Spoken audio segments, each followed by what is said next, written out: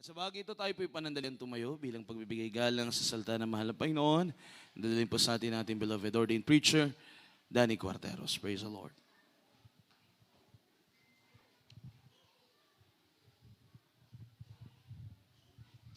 Praise the Lord. God bless you, beloved brother. Benji Dorian. Itaas ang ating mga kamay, mahal tayo magkasama langit sa ating mahal na Panginoon. Hallelujah. Hallelujah. Hallelujah. Praise the Lord. Dakilang mga Diyos na makapangyarihan sa lahat. Aming pinakamamahal na Panginoon Jesus sa pangnadalangin yung hinirang. Huling propeta, aming kagalang at minamahal na Pastor Wilmeda sa oras tumalapin noon. Sa aking pagdadalon balamin sa ikaw, malapin magbigay sa akin ng karunungan at maglangis. Buksan mo, mahal po yung pangunawang bawat isa. At ano mga gawa ng kaaway, hadlang at paglangan lumayas sa mga kaligtaan in the mighty name of Jesus. Hallelujah, hallelujah, praise the Lord. Everybody say praise the Lord. Praise the Lord. Una-una po minamahal ang pinakamataas na pagpupuri, pagluwalhati, pagdakila, pagsamba, ay sa ating pinakamamahal na Panginoong Jesucristo lamang. And we give double respect and honor to the man of God, our beloved world evangelist, Pastor Wildy Estrada Almeida, and we cherish the blessed memories and teachings of our beloved world assistant Pastor Linis Almeida. Sa inyong lahat, pinamahal na mga kapatiran, mga baguhan, bisita, sa ating mga viewers, magandang tanghali na po, minamahal.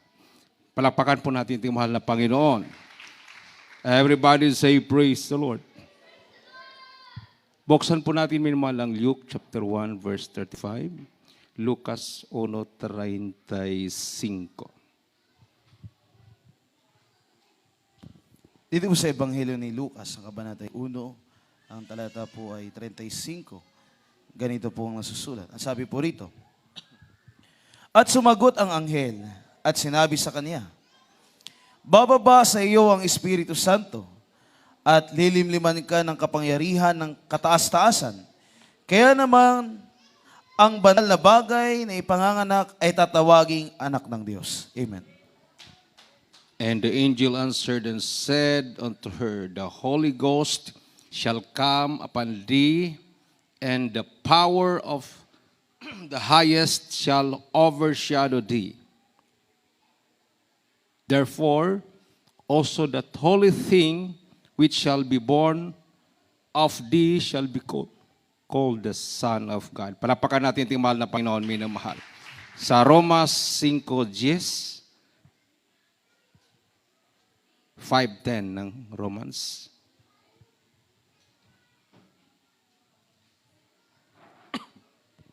Dito po sa aklat ng Roma, kabanatang 5, ang talatay po 10. Sapagkat kung noong tayo mga kaaway ay pinakipagkasundo tayo sa Diyos sa pamamagitan ng kamatayan ng kanyang anak, lubha pa ngayong nangagkakasundo na ay mga liligtas tayo sa kanyang buhay. Amen. We were reconciled to God by the death of His Son. Palakpakan natin ng malakas na palakpak ating mahal na Panginoon, minamahal. Kung ang Diyos ay hindi po nagkatawang tao, minamahal, nananatili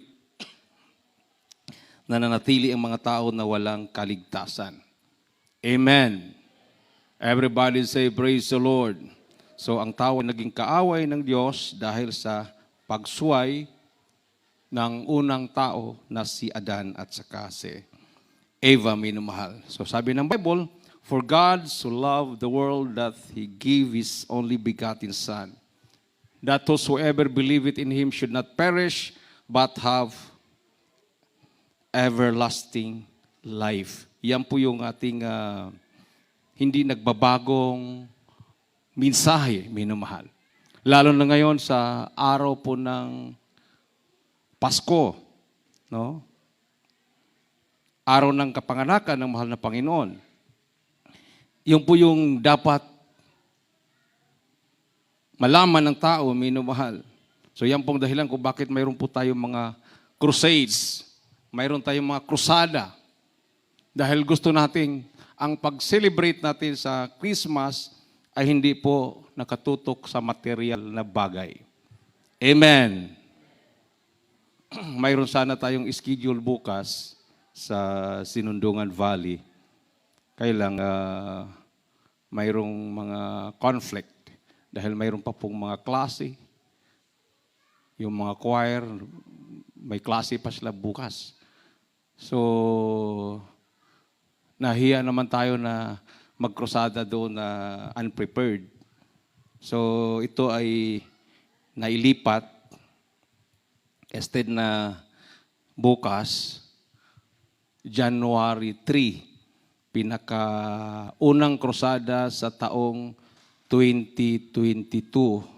Yan po ay Monday, January 3, pero gabi pa lang, nandoon na sa Sinundungan Valley yung mga kasama dahil magluluto doon, dahil magpakain po tayo sa krusada na yan. Amen. Everybody say, praise the Lord. Mamigay din po tayo ng Bible. So, para makapaghanda lahat, kasi nagulat din ang Philippine Army, minamahal. So, at least, makapaghanda din po sila. No? So, kasi sunod-sunod yung ating mga crusade. So, unprepared tayo. Wala pa kaming budget for tomorrow. Bible, mayroon na po, minamahal. Pero, Pasko yan eh. So, expected na mga kapatiran doon na mayroon po tayong kahit pakain lang. Kahit simple lang na pakain. So, ilipat natin ng January 3. Yan po ay pinakaunang krusada natin sa taong 2022. At least, pagpasok ng bagong taon, krusada tayo kaagad. Amen. So, sunod-sunod po yung ating mga crusades.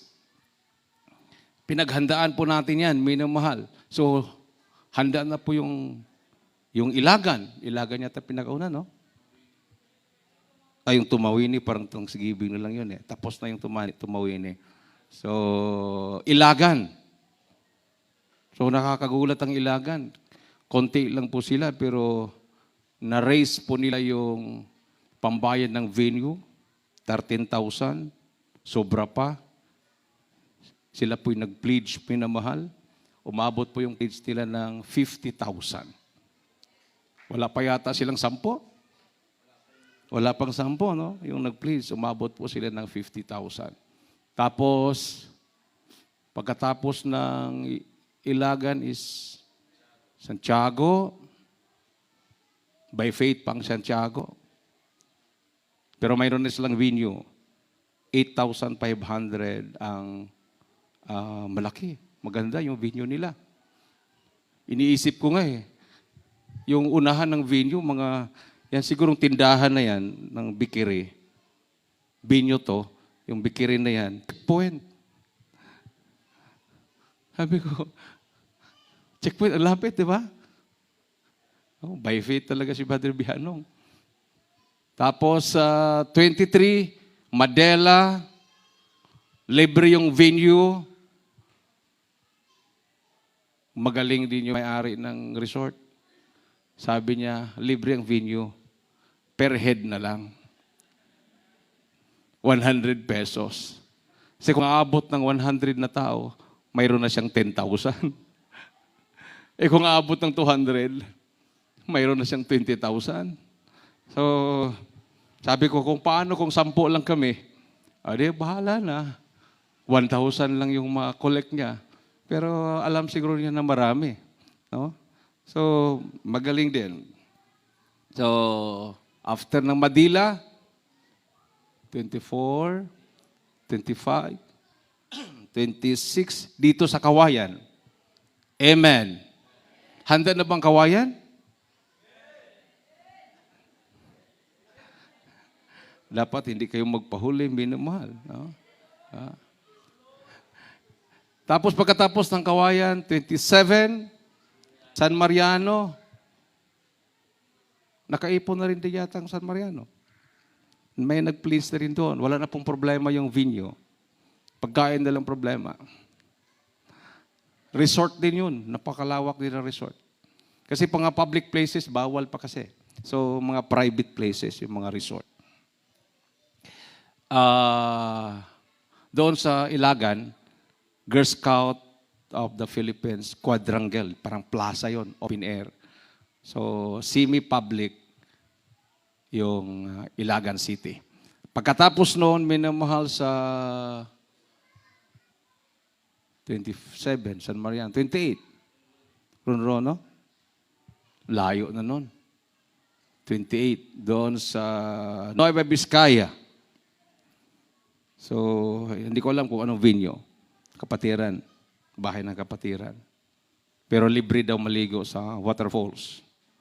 Pero ako, sabi ko sa kanila, kahit gaano pa kaganda yung tubig, kahit gaano pa kalamig yan, ayaw ko na kasi doon nag-umpisa yung ubo ko. doon sa Round Rock. sa Round Rock, yung just anniversary ng Tumawini. Ayaw ko talagang maligo dahil feeling ko parang malamig. Ay, yung mga choir to, dive-dive, naglalaro-laro.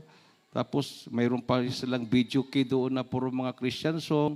Kumakanta-kanta sila. Ako naman nakahiga lang. Tapos sabi naman ng beloved ko, yung hindi maligo ay siya magbayad ng entrance. So parang unfair naman na hindi ako, parang killjoy ako. So mga 2 hours before na lalabas na, 2 hours o 3 hours before na mag-exit na kami kay mag-aalas 5 na ng hapon. Pero pumunta kami doon, umaga pa yata. Dumive na ako doon sa swimming pool na walang naligo. Yung pala, napakalamig. Ayaw nila maligo doon, yung malamig. Yung malalim kasi yun eh. Hindi kaya ng init ng araw na tatagusin yun. So doon ako lang mag-isa. Ayun, nag-umpisa. Doon nalamigan niya ang katawan ko. Pero doon sa Madela, daming mga swimming pool doon. Libre na daw maligo doon. No, libre na maligo. So bahala na kayo sa entrance, ha? Ganon din sa Ronrono, mayroon pong waterfalls doon. Lakas ng tubig. Nag-offer din sila na pwede dang tumuloy doon. No. Walang bayad yon. Walang bayad. Libre yon. Pero lakarin mo ng 2 oras yata. Pagkatapos ng Ronrono, 28. 29 ay Santa Maria. Paano kaya yung mga instrument natin? Talagang araw-araw eh. Pagka 30 naman, Malig. Okay. Balita ko sa Malig, nagkaisa din ng mga kapatiran doon, nakalikom sila ng 50,000. Palakpakan natin ang ating mahal na Panginoon. At maganda din yung kanilang nakita. Kaya lang, halos maubos naman yung 50,000 sa bayad. 30,000 naman ang bayad. So, kailangan maghanap pa.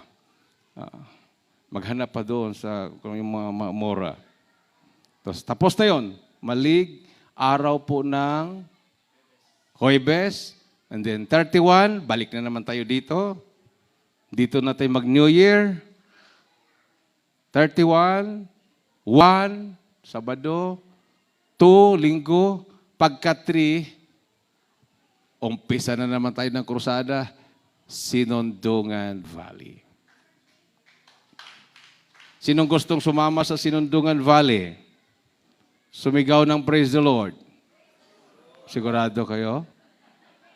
10 days absolute fasting yan. Hindi ako basta-basta magsama doon kasi war zone yun eh. Ang kasama natin doon paakyat sa bundok, army. Mayroong escort talaga yan. No? May escort. Kasi ayaw nilang magkumpiyansa. Kasi take over na kasi nila yung lugar na yun. No? Take over na nila. So, ayaw nilang maisahan sila. So, sa atin naman, tayo ay pupunta doon para magdala ng ebanghelyo ng kaligtasan. Palakpakan po natin ang ating Diyos na buhay, minamahal. Kasi yan po yung mensahe ng Pasko. Amen. Kapayapaan. Everybody say, praise the Lord. Siguro napansin ninyo, minamahal, mayroon po ngayong nagva-viral na post, yung bagong na-install na estatwa sa harap ng United Nation. Ito po ay estatwa ang mukha niya ay parang leon, tapos mayroon siyang pakpak, ang katawan niya ay maraming kaliskis na parang leopardo. Yun yung nasa Bible. Yun yung sinasabi ng Biblia. The symbol of the Antichrist. Maghari, bansa po yun, minamahal. It is a union of nations. Ito po'y confederations of nations. At yun na nga, talagang kiniklaim na nila. Ang United Nation yun, ang hula sa Bible. Na siya yung maghari sa huling araw. Everybody say, praise the Lord. At ang rebulto na yun, minamahal, ang kanyang parang kanyang tema o kung simbolo, kumbaga, peace and safety or security. Nasa Bible din yun. Kung sasabihin ng mga tao na nandito na ang kapayapaan at kasiguruhan, and then destruction comes. Amen. Everybody say, praise the Lord. Coincidence ba yun? O talagang, yan talaga yung sinabi ng Biblia, minamahal. O, nandun na, nagpa-picture na yung mga tao. Hindi nila alam na mayroong biblical na kahulugan yon. Hindi nila alam yon. Tuwang-tuwa sila, gandang pagkagawa. Parang nagsimbolo nga siya ng combination eh. Kasi yung mukha niya parang leon, katawan niya parang leopardo. Yung buntot niya parang leopardo talaga eh. May mga kaliskis. Tapos yung pakpak niya parang agila. Yun yung description sa Bible na maghari sa huling araw. Yun yung antikristo o antichrist. So talagang lantara na. Kiniklaim na nila. Hayagan na minamahal. So anong gagawin natin bilang mga anak ng Diyos? Everybody say, praise the Lord. Palakpakan po natin ating mahal na Panginoon, minamahal. Mayroong mga verses yun eh. Mga supporting verses. Kung gusto nyong makita yon, na-post ko yun sa aking pinaka-profile sa aking Facebook. Ito. Hindi ko alam kung maklaro niyo to. Liliit lang kasi yung cellphone ko.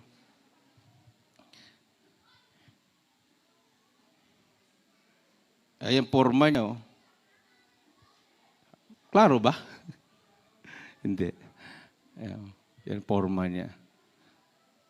Pero kung may data kayo, sabi dito, UN sculpture looks a lot like the end times beast referred to in Daniel 7 and Revelation chapter 13.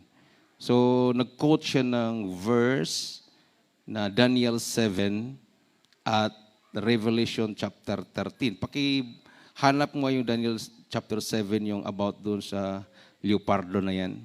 During the current times of taking down statues of historical figures due to the war crowd, the United Nations has placed a giant statue in New York that resembles an end times beast from the New Testament book of Revelation. So the UN recently tweeted a photo of the statue. Yung statue na to ay tinatawag po nilang guardian. A guardian for international peace and security sits on the Visitors Plaza outside UN headquarters. The guardian is a fusion of jaguar and eagle and donated by the government of Oaxaca, Mexico. So, a guardian for, sabi dito minimal, countless critics on social media are saying the statue appears to be the likeness of the beast the prophet Daniel wrote about in the Old Testament and the Apostle John wrote about in the book of Revelation. Daniel chapter 7 verses 2 to 4 describes the beast with the body of a lion and wings of an eagle. Ating nga basahin yan. 7, 2 hanggang 4 ng Book of Daniel. Dito sa aklat ni Propeta Daniel, ang kabanatay 7, talatay 2 at 4, sabi po rito, si Daniel ay nagsalita at nagsabi, may nakita ako sa aking pangitain sa kinagabihan, at narito, ang 4 na hangin ng langit ay nagsiihip sa malaking dagat, at 4 na malaking hayop na magkakaiba ay nagsiahon mula sa dagat. Ang una ay gaya ng leon na may pakpak ng agila. Aking minasdan hanggang sa ang mga pakpak niyo'y nahugot. At ito'y nataas mula sa lupa at pinatayo sa 2 paa na gaya ng isang tao at puso ng tao na nagbigay sa kanya. Amen. Iyon po yung nakasulat. No? Daniel spake and said, I saw in my vision by night, and behold, the 4 winds of the heavens strove upon the great sea. 4 winds. Ito po'y tumutukoy sa 3 direksyon. North, South, East, and West. So, yan po yung kahulugan ng 4 winds. So, talagang buong mundo to, minamahal, no? Ito po'y tumutukoy yung hayop na biglang lumutang, and 4 great beasts came up from the sea, diverse from one another. So the first was like a lion and had eagle's wings. So ito po, minamahal, yung beast na sinasabi. Ito po'y tumutukoy sa paghahari ng isang Confederation of Nations. So ito na yon. Naglagay na talaga sila ng estatwa. Kung ano yung description sa Bible, yun din ang description yun ang itsura ng estatwa. Revelation chapter 13 verse 2, ito po yung nakasulat sa sulat ni Apostol Juan o John the Beloved. So yung pong kanina na binasa natin, si Prophet Daniel pong sumulat nun. Sa Revelation 13:2, ito naman ang ating babasa. Dito po sa Apokalipsis 13, talata po 2. At ang hayop na aking nakita ay katulad ng isang leopardo, at ang kanyang mga paa ay gaya ng sa oso, at ang kanyang bibig ay gaya ng bibig ng leon. At ibinigay sa kanya ng dragon ang kanyang kapangyarihan at ang kanyang luklukan at dakilang kapamahalaan. Amen. Everybody say, praise the Lord. And the beast which I saw was like unto a leopard, and his feet were as the feet of a bear, and his mouth as the mouth of a lion. And the dragon gave his power, and his seat, and great authority. So, bigyan siya ng authority, great authority. Oh, hindi basta-bastang organisasyon to, minamahal. Mayroon kasing maraming Confederation of Nations. Marami po yan, minamahal. Pero ito yung grupo ng mga bansa na talagang matindi yung kanyang authority. No? Kasi maraming mga bansa na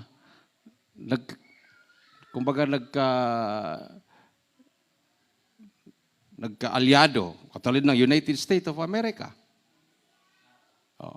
USA, iba't ibang mga estado yan. Katulad ng United Kingdom, iba't ibang bansa din yan.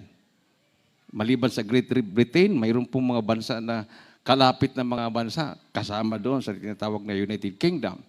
So ano pa? Yung sa Africa, mayroon ba silang confederation sa Africa? Ang Russia, Russian Federation, di ba? Isang grupo din ng mga bansa, yung Russia. Dati, Soviet Union yan. 3 na yung nabanggit ko yata.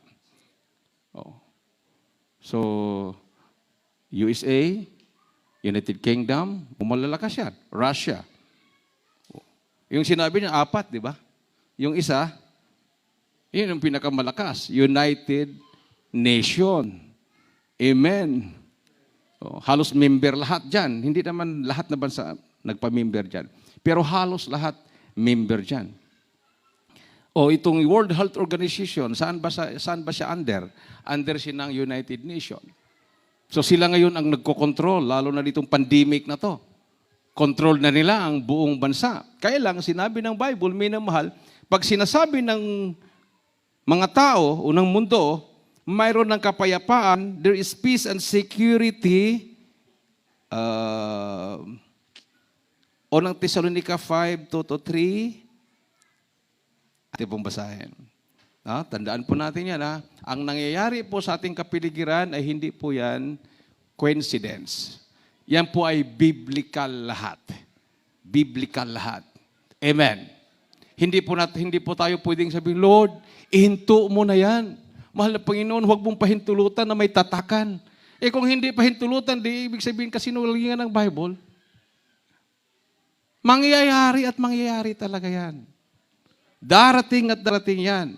Na mangyari yung tinatawag na vaccine passport na yan. Lahat-lahat na yan, minamahal. Hindi ka na makabili, hindi ka na makabinta, hindi ka na makatravel. Mayroon na mga restrictions. Dahil nasa Bible lahat yan. Kung naniwala tayo na ang Bible ay totoo, talagang mangyayari yan. Instead na matakot ka, dapat kang matuwa, Lord, malapit na pala ang pagbabalik mo. Maghanda tayo. Amen. Yung iba naman, kung bisa nakaka-provoke yung mga iba, hindi daw totoong COVID, hindi daw totoo. Pinahintulutan nga yung mayroong ganyan. Para matupad yung nakasulat sa Bible. Amen? Para ang mga tao, yung para sa Diyos, magbalik loob sa Diyos. Kasi pag sinasabi, hindi totoo, di makatunganga ka lang. Hindi totoo. Nagkadamatay na yung kapitbahay mo, hindi totoo. Wala kang ginagawa. Kahit hindi ka vaccinated, pero wala kang relasyon sa Diyos, imperno ka pa rin. Amen. Ang importante dito, lalo na kung hindi ka vaccinated, kumapit ka sa mahal na Panginoon. Return unto me and I will return unto you, saith the Lord. Palakpakan natin ng ating Diyos na buhay. Anong sinabi ng 1 Thessalonians 5:2-3? Dito sa unang sulat ni Apostol Pablo sa mga taga-Thessalonica, ang kabanata 5, ang latay 2 Hanggang 3. At sabi po rito, sapagkat kayo rin ang lubos na nakakaalam na ang pagdating ng kaarawan ng Panginoon ay gaya ng magnanakaw sa gabi. Pagka sinabi ng mga tao, kapayapaan at katiwasayan, kung magkagayoy darating sa kanila ang biglang pagkawasak, na gaya ng pagdaramdam sa panganak ng babaeng nagdadalang tao, na sila ay hindi makakatatanan sa anumang paraan. Amen. Everybody say, praise the Lord. Kahit naglagay na sila ng istatuan na yan, at ang inilagay pa nila doon, ang simbolo ng estatwa is peace and safety. Ibig sabihin, ang United Nations, siya lang ang makakapagbigay ng kapayapaan at kasiguruhan sa buong mundo. No, napapansin ba niyo yan? Yung mga gira sa Middle East, pag sundalo na ng United Nations ang papasok, hindi nila ginagalaw. Amen. Everybody say, praise the Lord. Kung nagre-research kayo, ano ba ang kulay ng uniforme ng sundalo ng United Nations? Anong kulay? Yung UN soldiers. Palaman mo na UN soldiers yan dahil pati yung sombrero, pati yung kanilang kulay ng kanilang uniforme ay kakaiba sa lahat ng mga sundalo. Anong kulay? Daming klaseng blue. Blue siya, pero parang ocean blue. O ano ba yun? No? Aqua blue? Ano bang aqua blue? Parang yan nasa likod mo. Ayan, gano'n. Sky blue mo yan yata. Parang gano'n.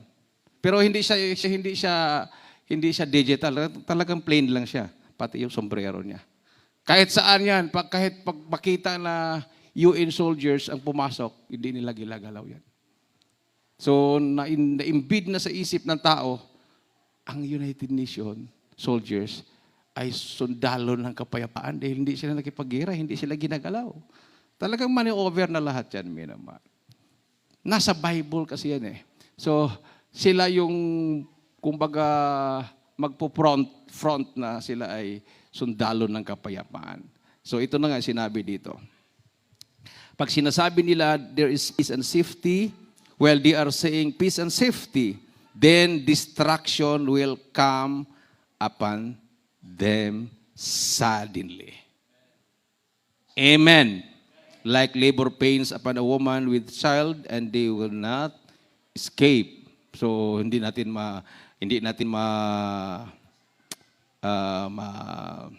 explain kung anong naramdaman ng isang manganganak na biglang sumakit ang tiyan. Parang ganun daw, no? Ba di alam mo 'yon? Di ba bigla lang 'yun, di ba? Oh, pagsakit ng tiyan, yun pala manganak na. Oh, talagang parang ganun din. Parang ganun ang nangyayari. Mayroon ng kapayapaan, peace and safety na. No, nagkasundo ng mga bansa, tapos biglang maggera.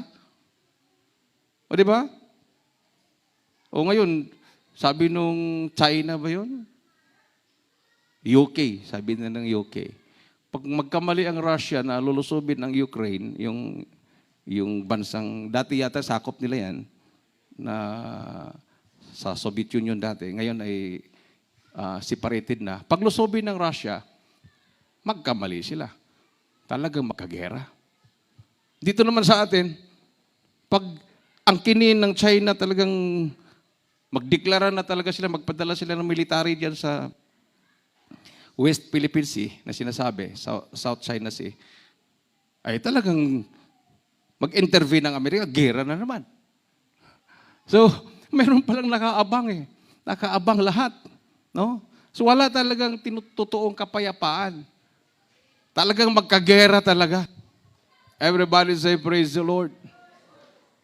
So, marami na pong nagrereklamo sa namatay sa bakuna, pero sabi ng Department of Health, wala pa pong record na namatay sa bakuna. Wala daw namatay sa bakuna. Kahit isa, wala. Dahil hindi naman talaga mamatay ang tao dahil sa bakuna. Namatay siya sa complication. Amen. Oh, ganun naman talaga yun. Pag tinurukan ka, may sakit ka sa puso, hindi kinayanan ng puso, na heart attack ka, anong cause ng kamatayan? Heart attack. Amen. May high blood ka, o tumaas ang dugo mo, anong cause ng kamatayan? Stroke. Oh, ganun eh. Kasi specific sila eh. Kinagat ka ng ahas, hindi lahat na kinagat ng ahas namatay. Amen. Kasi mayroong ahas na hindi masyado makamandag. Kayang dalhin ng katawan, kayang labanan ng katawan. Mayroong ahas na makagat ka, minuto lang, patay ka na. Pero hindi po ang cause doon, namatay ka dahil kinagat ng ahas. Yung kagat ng ahas ang kinamatay. Ang kinamatay mo, ang puso na apektuhan ng venom, so heart attack ang ikinamatay. Cardiac arrest ang ikinamatay. Hindi yung kagat ng ahas. Yun ang nag-trigger ng cardiac arrest. So, ang sasabihin ng doktor, ay namatay siya sa cardiac arrest. Hindi kinayanan yung venom. No, hindi kinayanan. Parang gano'n na rin yun. Hindi kinayanan yung bakuna na apektuhan ng puso. So, ang ikinamatay, sakit sa puso. Amen. Oh, magaling eh. Doon tayo naniniwala. Di ba? Pag once na mayroon tayong mga mahal sa buhay na namatay at naitakbo natin sa ospital, no problem. At least ginawa na natin ang lahat at natakbo sa ospital at namatay. So wala nang mag-complain. Walang magmurmur. Pero kung namatay na hindi mo tinakbo sa ospital, sabihin, bakit kasi hindi tinakbo sa ospital? Everybody say, praise the Lord. Oh. Pag ikaw ay namatay sa pananampalataya, maraming magmurmur. Iyan kasi pananampalataya ng pananampalataya. Oh. Kasi wala na eh. Na-brainwash na tayo. Na once na maitakbo sa ospital at mamatay, yan na yung end of life. Pero, nung dumating ang Jesus Miracle Crusade, nung sinabi ng doktor, wala na kagalingan, wala ng pag-asa, pumunta sa Jesus Miracle Crusade, gumaling. Uy, mayroon pa pala kagalingan. Hindi pala totoo yung sinabi ng doktor. Hindi pala totoo yung tinaningan na ng 4 months, 6 months, taon ang binibilang, 10 taon, buhay pa rin. O, di ba? Kapatiran natin dito. So, anong sabi ng doktor? Sana tuberculosis na lang ang sakit mo. Pero pneumonia kasi. Wala nang kagalingan yan. Nagsinungaling ba doktor? Hindi. Hindi nagsinungaling ang doktor. Totoo yung sinabi niya. Ayon sa kanilang pinag-aralan, wala na talagang kagalingan yung sakit niya. Severe na talaga yon. Pero pinagaling ng Diyos. May Diyos na manggagamot. Amen. Everybody say, praise the Lord. Isang malakas at matunog na palakpak sa ating mahal na Panginoon. One time, alam mo yung Oxford University o University of Oxford, pag makapag-aral ka dyan, titingaliin ka ng tao. Nandyan galing yung mga magagaling na mga scientist, kahit yung mga magagaling na mga leader, dyan na din galing. No, mga inventor, magagaling. Oxford. Parang number 1, number 2 ang rank niyan, hanggang number 3, 1, 2, 3, ganyan. Talagang magaling yan. Nag-share ako. Nag-comment lang ako. Nag-share. Kasi magaling eh. Sinubukan ko lang. Nag-share ako. Sinagot pa naman ako na it is not enough yung pray para gumaling. Kailangan daw maniwala sa science. Gulat ako. Christian University ito. Hawak to ng Church of England. Church of England, parang pinaka-Protestant church yan ng buong Inglaterra. Hindi sila nagpapa-under sa Pope ng Roma. So, naniwala sila sa Bible. Sila ang nag-translate, ang Church of England, yung mga scholars nila, sila ang nag-translate ng King James Version. Hanggang ngayon, yan yung Bible nila, King James Version. Kasi yan yung pinaka-Old English. Sinagot ako ng gano'n ng mga scholar ng University of Oxford na naniniwala daw sila sa Diyos pero hindi daw sila naniniwala na praying. Kailangan daw maniwala sa doktor, sa gamot, sa scientist. Sabi ko, ganon. No wonder, ganon din ang University of the Philippines. Kaya lang, University of the Philippines, hindi siya Christian school. Siya ay secular. Oh. Ang karamihan naman dyan, mga ateista, hindi niniwala sa Diyos. Pero sila may mga matatalino. Nung nag-pray ako doon, in-invite ako yung opening prayer sa Yes for Peace Movement ni Alcansari. Karamihan sa mga member pala ng Yes for Peace Movement, taga-UP. Ako lang yung hindi taga-UP doon. Kumbaga, na-insert lang ako doon. Ako yung opening prayer. Ako din ang closing prayer. Lumapit sa akin yung Dean of College of Political Science ng UP Diliman. Yung lumapit sa akin, sabi niya, Sir, gusto mong magsalita. Sabi ko, halos nagsasalita doon. May mga libro na sinasabi. Mga author ng libro. Tapos pagsalitain ako, gusto mong magsalita, Sir? Sabi ko, salita? Nakakahiya, puro English speaking yung mga speakers. Sabi ko, mamaya na lang, kung may time, before ng closing prayer, magpatotoo ako ng konti lang yung karanasan ko sa Abu Sayyaf. Sige sir, sabi niya. Ayun, nung tinawag ko closing prayer, binigyan ako ng ilang minutes.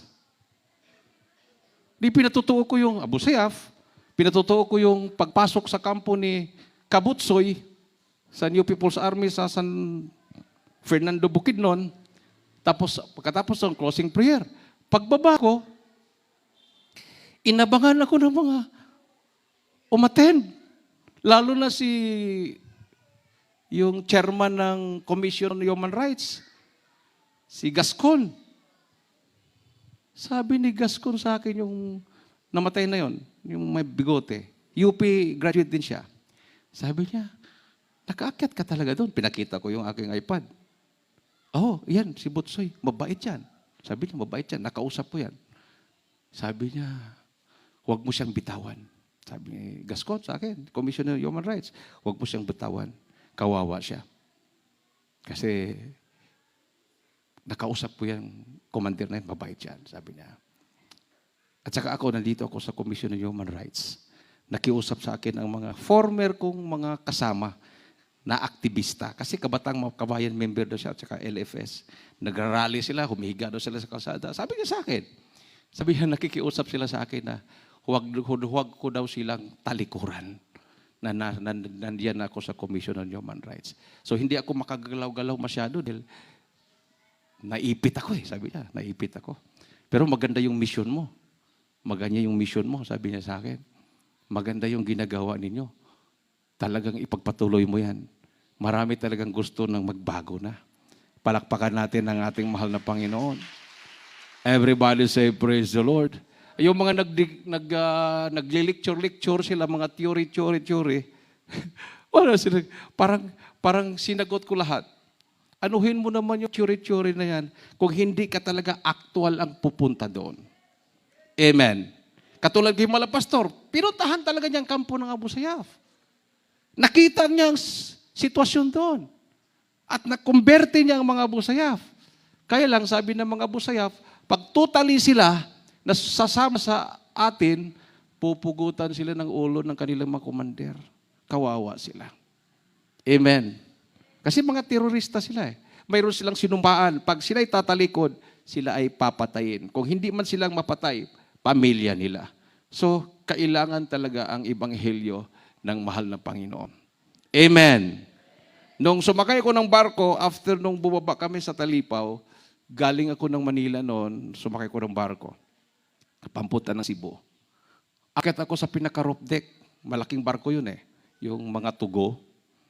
Sa roof deck niyan, may mga swimming pool, ganyan. Mayroong parang park doon. Upo-upo ako na upo doon. May nakita ko Muslim. Sinisiran ko siya. Hindi ko alam na yung palang sinisiran ko ay Abu Sayyaf. Sabi niya, kasama ka? Opo. Oo nga, ikaw nga si Danny Boy. Sabi niya, ikaw si Danny Boy, di ba? Opo. Bakit? Kasama mo nandun ako. Hindi mo ako napansin. Sabi niya.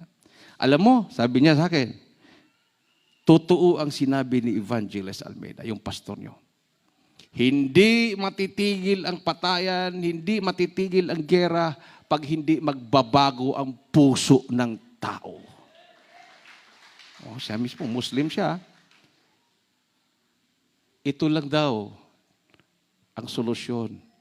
Pagbabago ng puso ng tao. At ang makapagbago niyan, tama yung sinabi ng pastor niyo, kapangyarihan ng Diyos.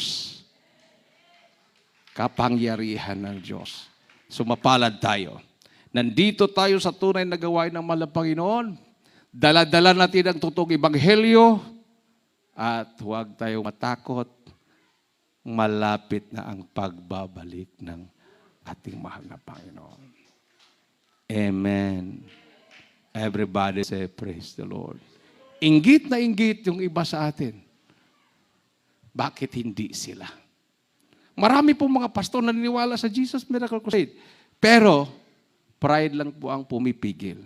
Siguro itong pandemic na to, it is a blessing in disguise. Para pagdating ng panahon, pag payagan na talaga tayo, minamahal na, okay na, pwede ng Luneta. Sigurado yan. Kung gaano karami yung mga sumusunod sa mga politiko na yan, dodoblihin pa yan. Maraming magbalik loob sa mahal na Panginoon. Amen.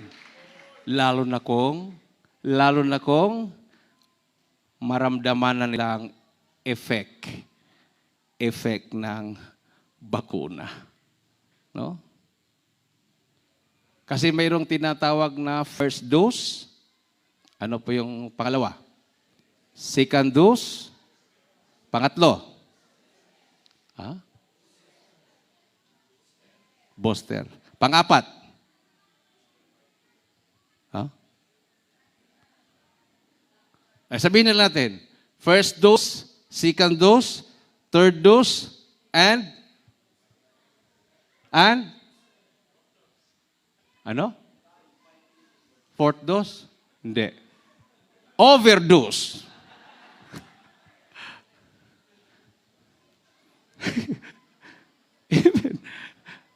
Yung iba ka naturukan ng isang turok bumigay na May pangalawa. May pangatlo. Pangapat, overdose na yan. Pero kahabagan sa atin, minamahal, malusog tayo. Everybody say, praise the Lord. Palakpakan po natin ating mahal na Panginoon, minamahal. Congratulations pala yung nagpatuto kanina. Imagine, 7 oxygen. Ang lalaking mga oxygen, naubos niya 7. Pero, yung ba ang nagpagaling sa kanya? Yung panaginip. Napasol ako doon sa panaginip na yon. Yung napanaginipin niya, buhay pa yun o patay na? Buhay pa? Saan ba yun na naginip? Yung nagpatuto. Yung nakita niyang nakatayo sa panaginip niya, buhay pa yun? Youth choir. Nandito. Oh. Kasi hindi na siya dumadalo. Yung kanyang apo ba niya? Yun ang dumadalo. Kumbaga hindi naman yung apo niya nagpakita. Kumbaga, ni-remind lang niya, anak, hindi ka na kasi dumadalo. Oh. Nakita niya yung kanyang apo dumadalo. Nakita lang niya yung apo niya dumadalo sa panaginip yun. Kumbaga, yung apo niya, yung anghel. Nagdala pala ng kagalingan ng kanyang sakit yun. Nung sinwabti siya, negative. Palakpakan natin ang ating mahal na Panginoon. Everybody say, praise the Lord. So huwag talagang mag-absent sa gawain, minamahal. Amen. Malapit ng pagbabalik ng Malapinoon. Tumayo po tayo. Awitan po natin ang mahal na Panginoon, minamahal. So, kung hindi man yumatinan lahat ng mga krusada na ka-schedule, mag-focus kayo sa isang krusada. O dito sa Kawayan. O paghandaan ninyo.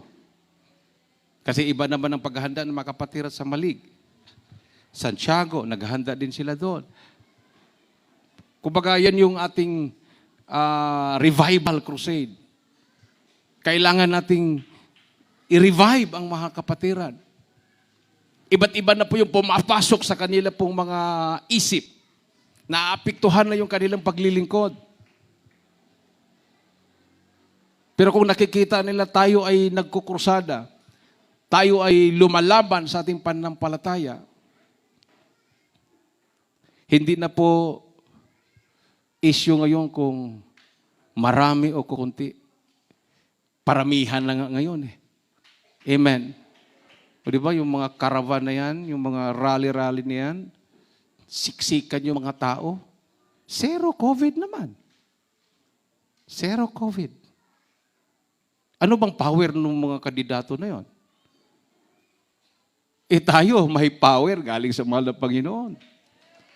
Sa kanila, people's power lang. Sa atin, Jesus power. 18:20 ng Matthew, pag mayroong nagtitipon sa aking pangalan, ako ay nasa kanilang kalagitnaan. 18:20. Sabi po dito, minamahal, ako na lang ang magbasa. So, pag may pagtitipon, huwag po tayong matakot dahil ang Malapinoon ay kasama natin. Amen. For where 2 or 3 are gathered together in my name, sabi dito, there am I in the midst of them. Ako'y nasa kalagitnaan nila. Amen. Pag tayo nagtitipon dahil sa pangalan ng Panginoong Diyos, huwag tayong matakot.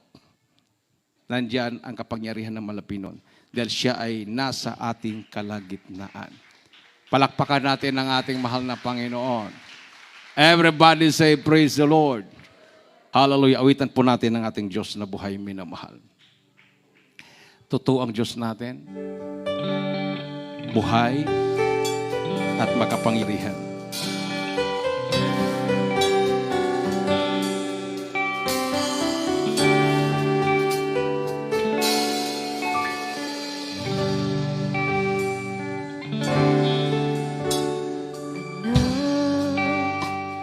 Napapagod ka ba sa iyong maglilingkod? Ikaw ba'y naghihina? Batid ko ang iyong nararamdaman. Mga paghihirap mo at pagluha. Ngayon ba'y alis ka ba? Hallelujah! Batid mo ang pagbabalik ko'y malapit na.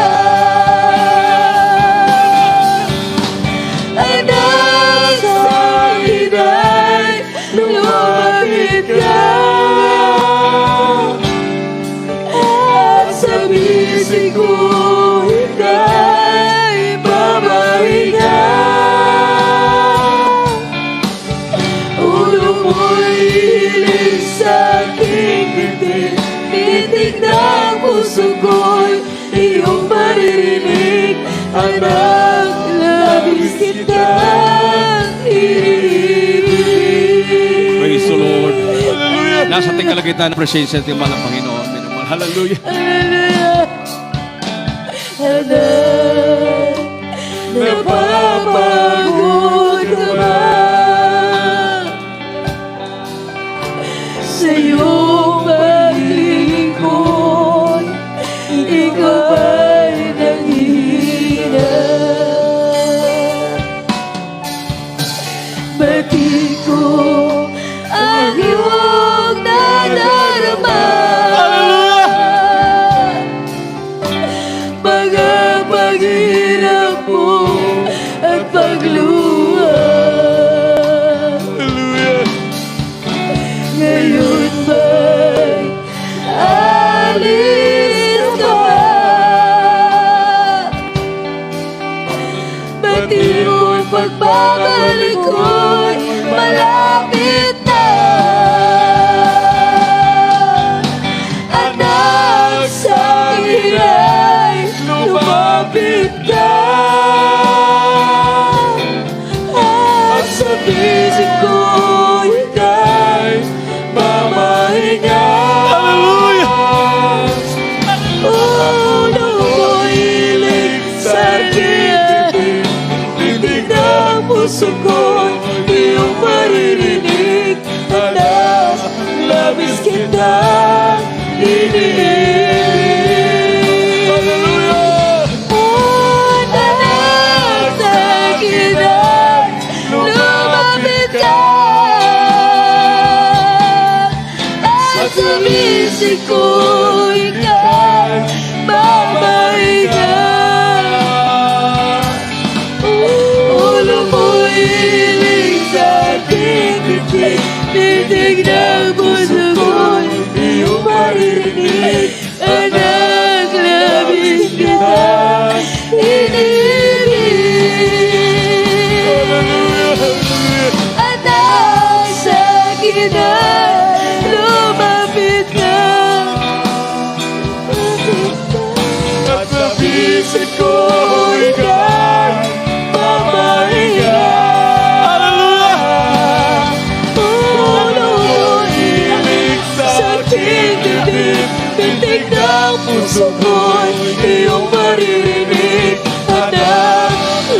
kitang inibig. Anak, sa akin ay lumapit ka.